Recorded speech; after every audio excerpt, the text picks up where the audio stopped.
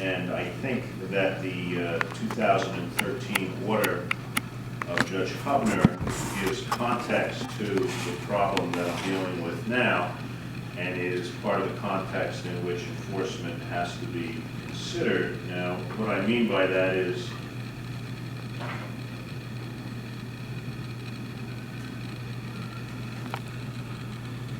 as Judge Hubner says on page 7 of his statement of reasons from the November 13th, 2013 order, and now quoting, quote, "At the heart of the Pendente Lite award is what this court perceives to be the main issue in the matter as a whole. Defendant's voluntary early retirement at age 48. Plaintiff forcefully and consistently argues that defendant must obtain employment to fund his support obligations. Defendant's conduct and the position asserted in his motion papers thus far demonstrate that defendant is adamant about remaining retired.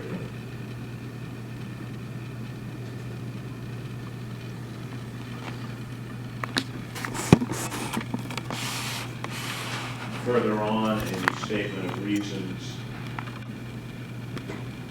on page 13, Judge Hubner writes, "Based on the above, the court finds defendant in violation of prior court orders and grants plaintiff's prayers for relief to remedy the situation as delineated in the order above.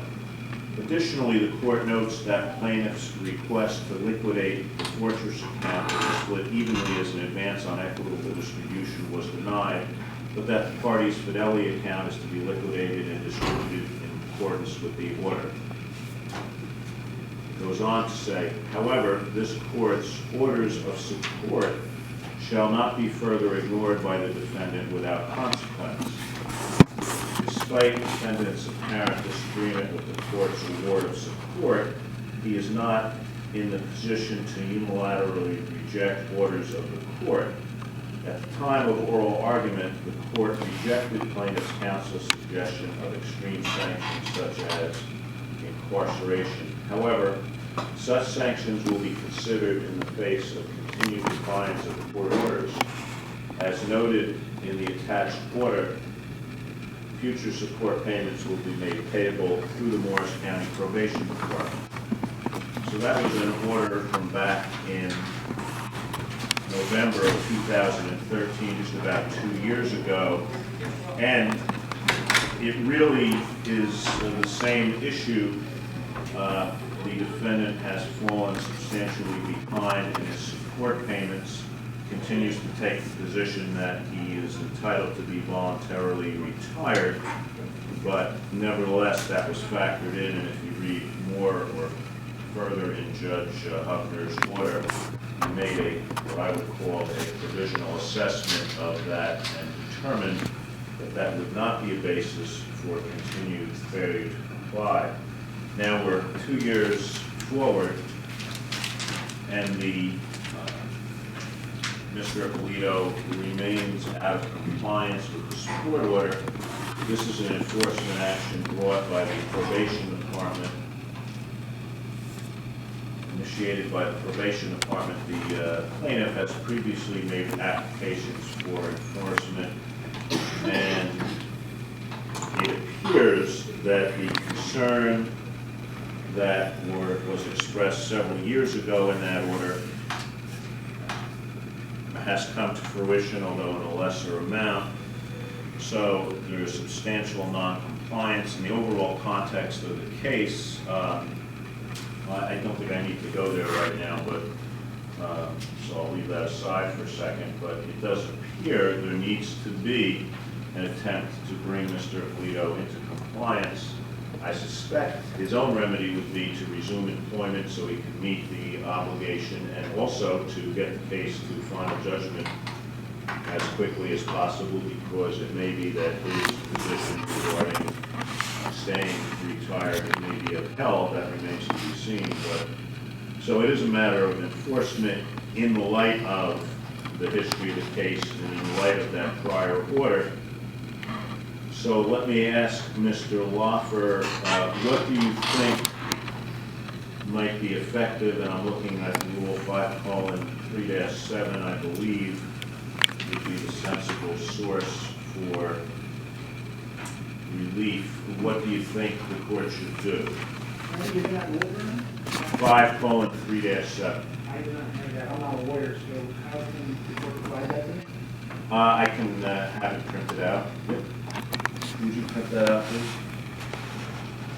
I think this court should do what the United States of America, in the case of United States versus Ballack, which is an appellate division case from the United States Court of Appeals, Ninth Circuit, in March 11, 1989, did. And a similar situation arose, basically when a father just decided, I'm not paying.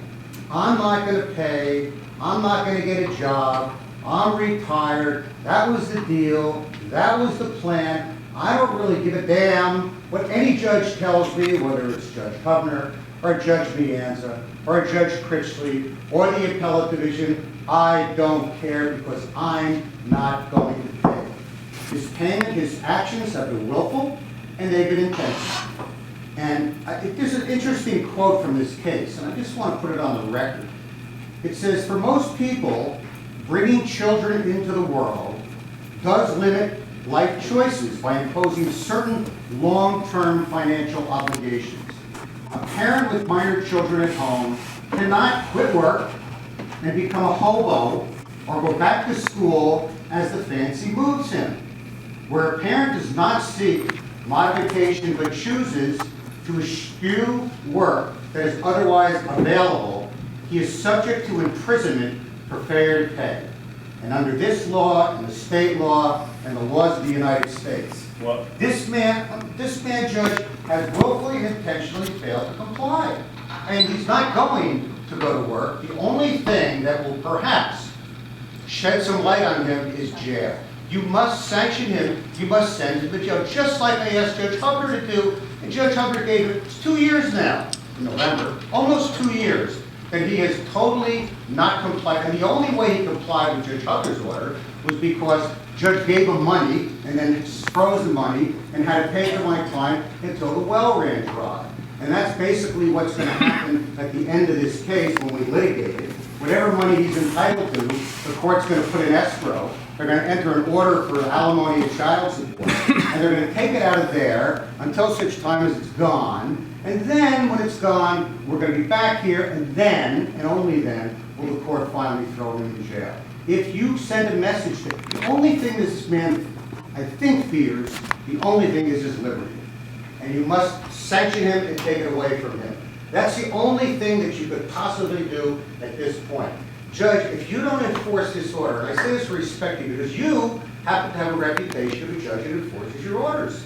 You do, and that's a good thing, because you can't say that about all of our judiciary.